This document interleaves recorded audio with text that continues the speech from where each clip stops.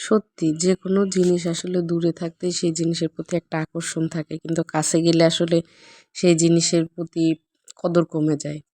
আমি যখন সিলেটের বাইরে ছিলাম তখন এই চা বাগানের প্রতি আমার যে কি একটা মানে এই ছিল যে যদি যাইতে পারতাম বা কখনো যদি একবার এই চা বাগানে ঘোরার সুযোগ হইতো। মানে এরকম কত ভাবতাম অথচ সেই আমি এখন সিলেটে থাকি। মানে এই যে চা বাগানটাতে আমরা গেছি আজকে, মানে এই চা বাগানটা আমার বাসা থেকে খুব বেশি দূর না। মানে হেঁটেও যাওয়া যায়, রিক্সায় গেলে ৳২০ রিক্সা ভাড়া লাগে। অথচ এইখানে আমি আসলাম মনে হয় প্রায় ৩ বছর, ৩.৫ বছর পরে আমি এই চা বাগানটাতে আসলাম। অথচ যখন বাইরে থাকতাম টিভিতে বা অ্যাডে সিলেটের এই চা বাগানগুলা দেখতাম, তখন মনে হতো, ইস! কবে যে এই চা বাগানে যাবো, যদি একটু যেতে পারতাম। মানে এরকম মনে হইতো। তো কি অবস্থা সবার, কেমন আছেন? আশা করি ভালো আছেন, আলহামদুলিল্লাহ। আমরাও ভালো আছি। সবার এই হালকা পাতলা আরকি ঠান্ডা জ্বর। তো কাব্যদের পরীক্ষা শেষ।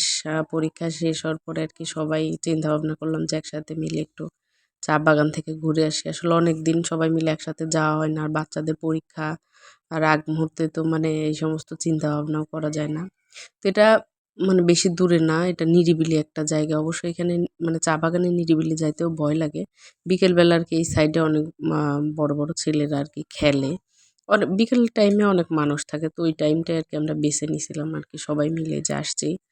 ফার্স্টে শারমিনাপুর বাসা থেকে খাওয়া-দাওয়া করে যে চা বাগানে চলে আসছে। মানে ওরা এসে এত দৌড়াদৌড়ি মানে করতেছে, মানে এই জায়গায় এসে সত্যি কথা বলতে মানে বিকেলবেলা মানে মনটাই ভালো হয়ে গেছে। কথার জন্মের পরে এই ১ম বার কথা চা বাগানে আসছে। ওকে নিয়েও আমি এ পর্যন্ত মানে চা বাগানে যাই নাই। এই যে পাশে অনেক ছেলেরা আরকি খেলাধুলা করতেছিল। কিন্তু মানে চা বাগানে যারা কাজ করে এদের দেখলে একটু কেমন জানি ভয়, ভয় লাগে।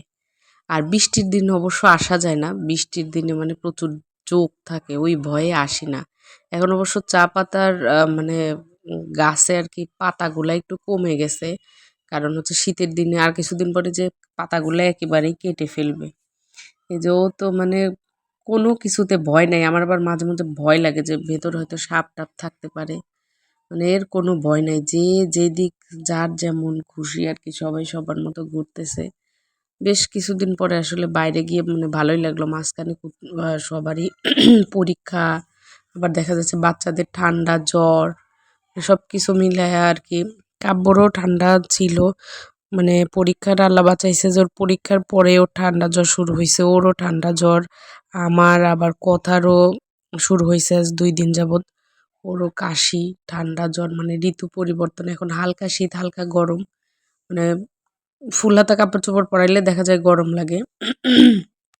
আবার হাফ হাতা পরায় রাখলে হাত পা ঠান্ডা হয়ে যায়। এই যে মানে সবাই আনন্দ করতেছে। আসলে ভালোই লাগলো। অনেকদিন পরে সবাই একসাথে একটু ঘোরাঘুরি করে আসলাম।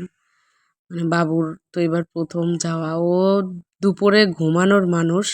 মানে সেই মানুষের ঘুম যে কই গেছে, মানে ঘুমের রেশ মাত্র ওর চোখে নাই। ও নিজের মতো করে মানে দৌড়াদৌড়ি, খেলাধুলা করতেছে। ভয় ভীতিও নাই, চোখে ঘুমও নাই। মানে ওইটাই আমি বলতেছিলাম যে, "দেখো ঘুরতে এসে মানে ওর চোখের ঘুম কোথায় গেছে?" ঘুম নাই বললেই চলে। এই যে চা বাগানে আমাদের হাতে যে ফুলগুলা দেখলেন না, এগুলা কিন্তু চায়ের ফুল। মানে চা গাছের হচ্ছে ফুল। তো ভিডিওটি দেখার জন্য ধন্যবাদ। সবাই ভালো থাকবেন। আল্লাহ হাফেজ।